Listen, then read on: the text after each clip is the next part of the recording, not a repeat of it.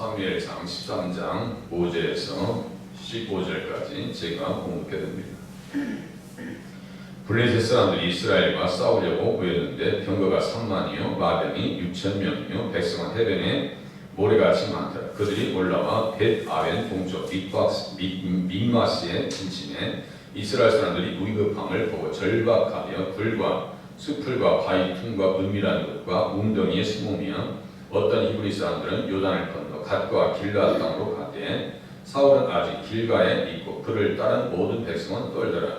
사울은 사무엘이 정한 기한대로 이래 동안을 기다렸으나 사무엘이 길갈로 오지 아니하며 백성이 사울에게서 흩어지는지라. 사울이 이르되 번제와 화목제를 입으로 가져오라 하여 번제를 드렸더니 번제 드기를 마치자 사무엘이 온지라. 사울이 나가 맞으며 문안하며 사무엘이 이르되 왕이 행하신 것이 무엇이냐 하니 사울이 이르되 백성은 내게서 흩어지고 당신은 정한 날 안에 오지 아니하고 블레셋 사람은 믹마스에 모였음을 내가 보았으므로 이게 내가 이르기를 블레셋 사람들이 나를 치러 길갈로 내려오겠거늘 내가 여호와께 은혜를 간구하지 못하였다 하고 부득이하여 번제를 드렸나이다 아니라. 사무엘이 사울에게 이르되 왕이 망명되에 하였도다. 왕이 하나님 여호와께서 왕에게 내리신 명령을 지키지 아니하였다. 그리하였더라면 여호와께서 이스라엘 위에 왕의 나라를 영원히 세우셨을 것이거늘 지금은 왕의 나라가 길지 못할 것이다. 여호와께서 왕에게 명령하신 바를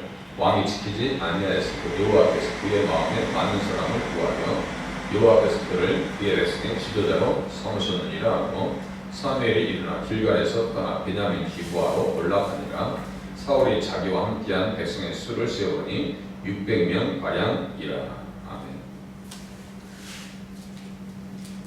5절에서 15절까지 보면은 사울의 실수를 사무엘이 책망합니다. 사무엘이 사울을 왕으로 세운 후에 자기보다 먼저 길갈로 보내면서 7일 후에 다시 만날 때 하나님 앞에서 화목제물을 드릴 것이다. 그러니 기다리라 라고 이야기했습니다. 그래서 사울은 사무엘보다 먼저 길갈로 내려갑니다. 그래서 10장 8절에 너는 나보다 앞서 길갈로 내려가라. 내가 네게로 내려가서 번제와 화목제를 드리리니 내가 네게 가서 내가 행할 것을 가르칠 때까지 7일 동안 기다리라. 이 말만 잘 기다리고 사무엘의 지시를 받았으면 이 전세가 또 역전될 수도 있었습니다. 근데 말을 안 들어요. 듣지도 못하고 기다리지 못합니다. 블레셋은 그 당시에 병거가 3만이고 마병이 6천이라. 5절에 보시면 블레셋 사람들이 이스라엘과 싸우려고 모였는데 병거가 3만 3,000명 가지고 어떻게 3만 명을 이기냐. 그리고 마병이 6천이죠. 병거라고 하는 것은 지금으로 말하면 탱크와 같은 겁니다. 마병이라고 하는 것은 말을 위해서 타고 전쟁하는 사람과 밑에서 창을 들고 싸우는 사람이 벌써 달라요. 이 게임이 안 됩니다. 장갑차를 타고 싸우는 그 군인하고 보병하고 싸움이 안 되는 거와 똑같은 거예요. 그래서 백성은 해변에 모래같지만 수를 헤아릴 수 없을 정도로 블레셋 사람들은 대단한 화력을 가지고 이끌고 오는 겁니다. 그들이 올라와 벳아벤 동쪽 믹마스에 진을 쳤다. 전쟁하려고 하는 거예요. 지금 먼저 전쟁을 걸어오니까 이 사람들은 어떻게 된 거예요? 항상 전쟁에 준비된 사람들이에요.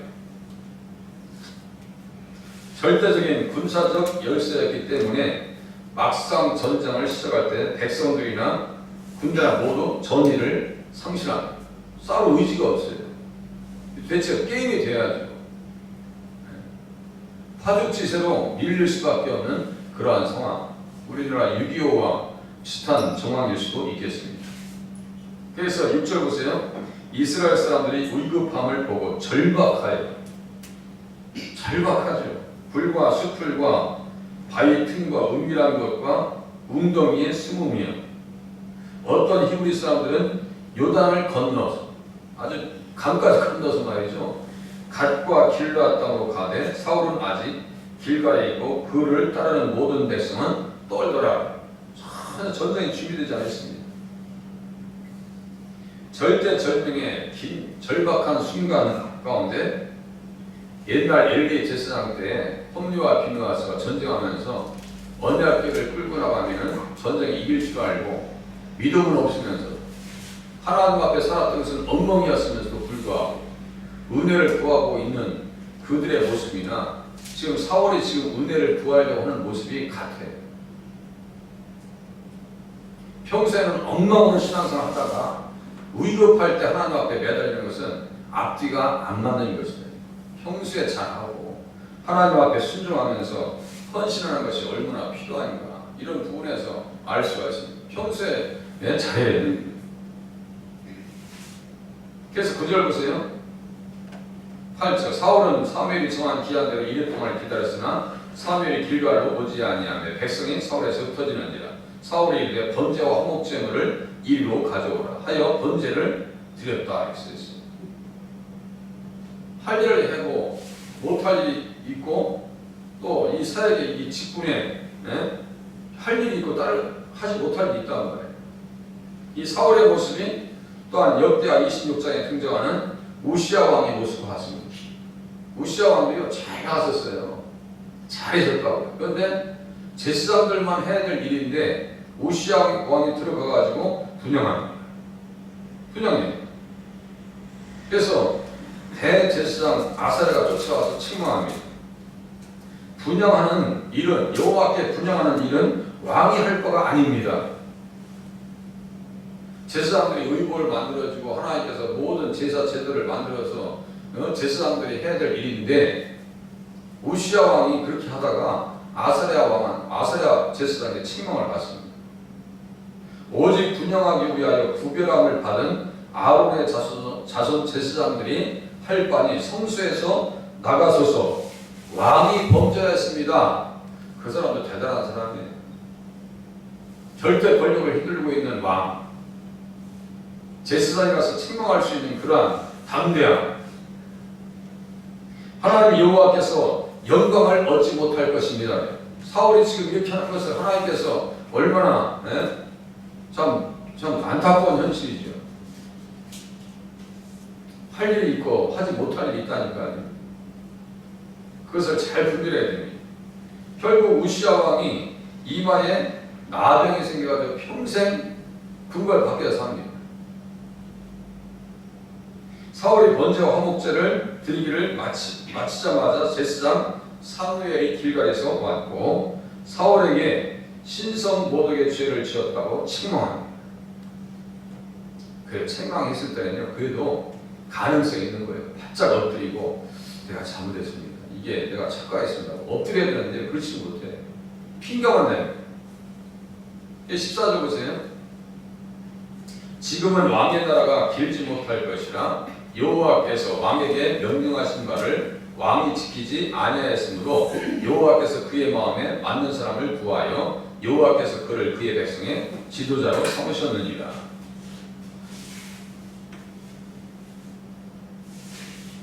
말씀을 깨닫고 아는 것이 얼마나 중요한지. 왕이 되었더라면 신명기 17장 왕의 제도가 아예 써있다니까요. 그것을 항상 왕들은 마음에 두고 신앙생활을 해야 되는 거예요. 단지 하나님께서 그 왕의 직분을 맡으셨다고 하면요, 그 왕의 직분을 통해서 유다 자손으로 오시는 예수 그리스도를 위해서 어떻게 헌신해야 될 것인가를 생각하고 가늠했어야 되는 거예요. 이스라엘의 역대 왕들은요 다 그렇지 못해요. 북왕국 이스라엘 중에서 가장 잘했다고 하는 에우마저도 말이죠, 이스라엘의 왕조를 죽여버립니다. 그러니까 오버되는 거예요. 이게. 그러니까 모르는 거예요. 그렇게 위대한 선지자들 옆에서 조명을 하고 믿음의 사람들 옆에서 가르쳐줘도요 권력의 눈에 멀어가지고 감당이 안 되는 거예요. 그 욕심에서 놓여지는 것이 그렇게 힘든 일입니다. 평생 자기 옆에 두고 읽어라. 그리고 하나님 경외하기를 배워라. 왜 경외해야 돼요? 그리고 율법의 모든 말과 이 규례를 지켜 행할 것이라. 율법과 규례는 무엇을 담는 그릇과 같다고 했어요? 믿음을 담는 그릇인데, 믿음은 무엇에 대한 믿음이에요? 예수 그리스도에 대한 믿음이에요. 믿음의 주요 온전하게 하시는 이 예수 그리스도를 바라봐. 정말 믿음이 있다면 예수님을 위해서, 오실 예수님을 위해서 자기들이 지금 가나안 땅에 왜 있는지, 아브라함에게 주신 약속과 언약의 말씀이 어떠한 뜻인지 이걸 모르니까 엉망진창되고 있는 거예요. 삶이 망가지고 인생이 다 파탄나고 있는 거예요. 부도나버립니다. 우리가 돈 관리 잘못하고 경제활동 제대로 못하면 부도나는 것과 똑같아요. 신앙생활도요. 부도나는 사람들이 많아요. 말씀만 잘 깨닫고 아브라함의 언약, 그죠? 아브라함의 자손에 대한 그 복음만 잘 이해해서도요, 이렇게 망가질 일이 없어요.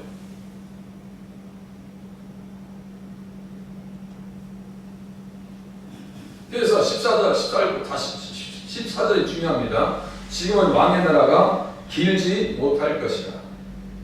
여호와께서 왕에게 명령하신 바를 왕이 지키지 아니하였으므로 여호와께서 그의 마음에 맞는 사람을 구하여 여호와께서 그를 그의 백성의 지도자로 삼으셨느니라 그랬어요. 이 말씀이 어디에 등장하느냐면요, 사도행전 13장에 등장합니다. 그대로 이 말씀 가지고 사도 바울이 설교합니다. 안디옥 회당에 모여있는 유대인들과 이방인들을 앉혀놓고 이 말씀을 그대로 가져와서 설교합니다. 그리고 이 말씀을 통해서 누구를 끌어내느냐? 예수님을 이끌어낸다고. 예수님을 증거합니다.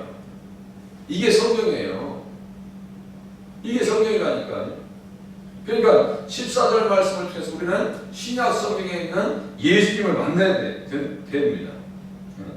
그래서 사도행전 13장 22절 23절을 제가 읽어드릴게요. 사울 왕을 패하시고 다윗을 왕으로 세우시고 증언하여 이르시되 내가 이새의 아들 다윗을 만나니 내 마음에 맞는 사람이다.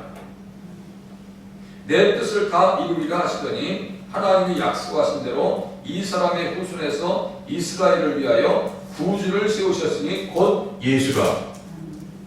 하나님 마음에 맞는 사람이 누구예요? 지금 다윗인데 왜 맞는 거예요? 하나님께서 약속하시고 언약하신 말씀에 합당한 사람, 이새의 아들, 그 가지에서 그 나무에서 한 쌍이 나며 그 가지에서 한 쌍이 나고, 이 가지가 우리 나사렛 예수예요. 사무엘이 그 당시에 사울에게 그 말을 해줬을 것 같아, 안 해줬을 것 같아? 기가 따갑도록 얘기했을 분 얘기합니다. 사무엘 때부터 이어 말한 모든 선지자들이 이때를 가리켜 말하는 얘기라. 모든 선지자들이 누구를 어떠한 때를 상관한지 말씀하니 베드로전서 1장 11절에 써 있어요. 그럼 사무엘이 이렇게 엄청난 내용들을, 그리고 어머니를 통해서 배운 그 메시아, 기름 부음 받은 자의 뿔, 예수님에 대해서 들은 사무엘이 사울을 왕으로 세울 때 기가 따갑도록 얘기합니다. 왕은 잠시 세워진 것뿐입니다. 겸손하셔야 됩니다. 얼마나 이야기했겠어요. 그냥 성경에 보면 없는 것 같죠? 엄청나게 많습니다. 내용들이에요. 가지고 얘기할 게 너무너무 많아요. 그런데 문제는 뭐냐? 이렇게 구주를 세우셨으니 곧 예수가. 그런데 예루살렘에서 그 사도 바울이 설교할 때도 그 주변에 그야말로 내놓으라고 했던 성경의 전문가들이 많이 있었어요. 많이 있었고 성경을 안다고 하는 사람들이 많이 있었다고요. 그런데 또 얘기합니다. 그 청중들에게 얘기합니다. 많이 읽었죠. 많이 들었죠. 말씀을 많이 들었어요. 그들에게 또 외칩니다. 형제들아, 아브라함의 후손과 너희 중 하나님을 경외하는 사람들아, 이 구원의 말씀을 우리에게 보내셨다. 그러면서 예루살렘에 사는 자들과 그들 관리들이 예수와 및 안식일마다 외우는 바 선지자들의 말을 알지 못했다. 정말 사무엘을요, 그리스도 안에서 알았더라면 사무엘을 통해서 증거되어진 예수님을 믿지 않을 수가 없어요. 사무엘이 어떤 예수를 드리는데요? 보아스를 통해서 기업 물을 자 되시는 예수님을 이야기했어요. 룻과 같이 이방 사람일지라도, 율법의 저주 가운데 있는 사람일지라도 믿음 안에 들어오면 구원받는다라고 하는 사실을 룻기를 통해서 사무엘이 기가 따갑도록 얘기합니다. 이방인들의 구원에 대해서도 분명히 외칩니다. 그런데 문제는 뭐예요? 말을 알지 못해요. 말씀을 모른다고요. 열심히 읽었음에도 불구하고 이 안에서 그리스도를 만나려고 하는 자꾸 그런 마음의 준비가 되지 않냐면요, 성경을 보면서 모른다니까요. 그러니까 모르는 것은 재앙이더라. 어떤 재앙을 일으켰어요? 예수를 정죄했다. 십자가에 못 박았다. 말씀을 모르면 정반대로 가더라. 그래서 사울이 어떠한 죄를 지었는가 자세히 보니까요. 평화에 대해 전쟁을 준비하지도 못하고 앞뒤 없이 나갔다가 깨져버립니다. 그 실수예요. 로마인들의 속담에는요 그런 말이 있어요. 평화를 원하거든 전쟁을 준비하라. 평화를 원하거든 전쟁을 준비하라. 전혀 준비가 되어 있지 않아요. 그렇다고 믿음 있는 것도 아니에요. 괜히 우쭐해가지고 미스바 대성에서 어린 양을 잡아서 번제물을 드렸을 때 블레셋 사람들을 이긴 그것을 생각하면서 자기도 그렇게 하면 될 줄 알았어요. 그게 착각이라니까요.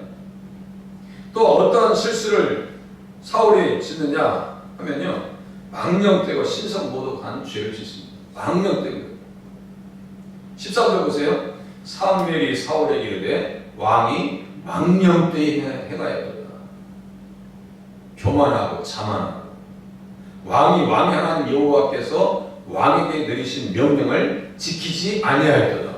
할 일만 하지. 그리하였더라면 여호와께서 이스라엘 위에 왕의 나라를 영원히 세우셨을 것이거늘. 한 대도 못 가요. 아합 왕 같은 경우도 오므리 왕 같은 경우도요 4대가 갑니다. 4대가. 사울은 한 대도 건너뛰지 못합니다. 그리고 마지막으로는 회개함이 없었습니다. 11절 보세요. 사무엘이 이르되 왕이 행하신 것이 무엇이냐 하니 사울이 이르되 백성은 내게서 흩어지고 당신은 정한 날에 오지 아니하고 블레셋 사람은 민막스에 모였음을 내가 보았으므로 이에 내가 이르기를 블레셋 사람들이 나를 치러 길갈로 내려오겠거늘 내가 여호와께 은혜를 간구하지 못하였다 하고 부득이하여 번제를 드렸나이다. 네. 부득이하여. 그러니까 무슨 말이에요? 이해를 해주세요. 이거예요. 이해를 해주세요. 이해할 게 따로 있어요. 그러니까 하나님 앞에서 직분을 잘 감당. 저도 그래요. 목회자라고 하는 직분이요 감당하기 쉽지 않습니다. 쉽지 않아요. 그러니까 다 고민할 수밖에 없어요. 우리에게 주신 직분이요 감당하는 거 쉽지 않습니다. 하나님 앞에서 직분을 이루기 위해서 갑절의 달란트를 남기기 위해서 사울의 실패를 삼아서 절대로 사울처럼 길을 가지 말아야 되겠다. 예수님과 정면적으로 충돌하는 길로 가지 말아야 되겠다. 정말 예수님을 왕으로 섬기면서 모시면서 가야 되겠구나. 내가 왕이 아니구나. 그래서 겸손한 자리에서 신앙생활 하셔서 승리하실 수 있기를 바랍니다.